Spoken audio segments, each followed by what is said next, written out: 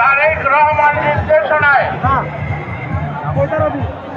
দেশনেত্রী বেগম খালেদা জিয়ার নির্দেশনায় সন্ত্রাস, নৈরাজ্য, চাঁদাবাজি, দখলদারদের বিরুদ্ধে, মাদকের বিরুদ্ধে আজকের এই সমাবেশ। এই সমাবেশকে যারা সফল করেছেন তাদেরকে আমি আন্তরিক কৃতজ্ঞতা জানাচ্ছি।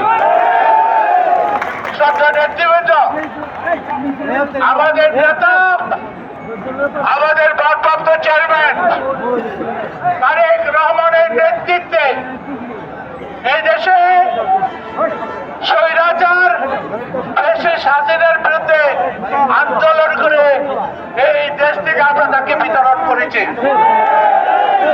আজকে তাই আপনাদেরকে মনে রাখতে হবে, এই দেশের মানুষের শান্তি শৃঙ্খলা,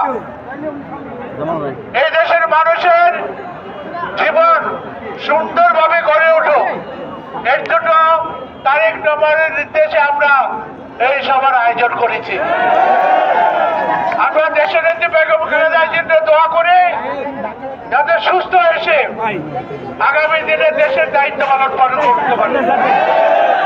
আমাদের নেতা, আমাদের ভারপ্রাপ্ত চেয়ারম্যান তারেক রহমান দেশে ফিরে এসে এই দেশের নেতৃত্ব নিয়ে এই দেশকে আবার উন্নয়নের তারা অব্যাহত রাখতে পারে সেই তৌফিক দান করেন।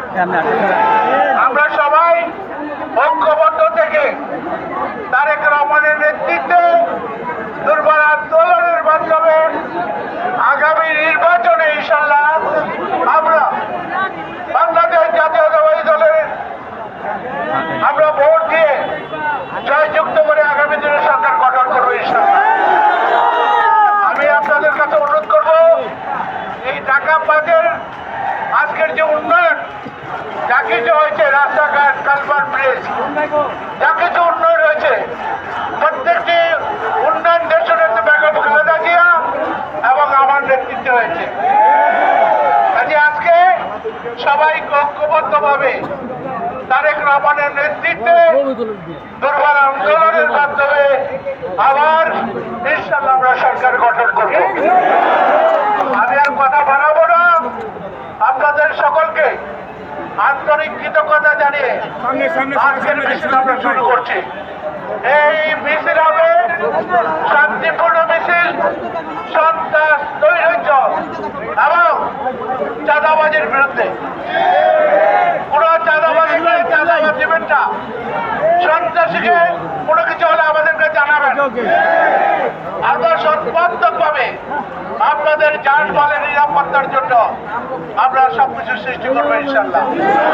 আগামী দিনে যে জাতির কল্যাণে আপনারা এগিয়ে আসবেন এই প্রত্যাশা রেখে আজকের এই অনুষ্ঠানে যারা উদ্যোক্তা তাদেরকে ধন্যবাদ জানিয়ে আমি আমার বক্তব্য শেষ করছি। বাংলাদেশ জিন্দাবাদ, তারুণ্যের অহংকার, দেশনায়ক তারেক রহমান জিন্দাবাদ, দেশনেত্রী বেগম খালেদা জিয়া জিন্দাবাদ।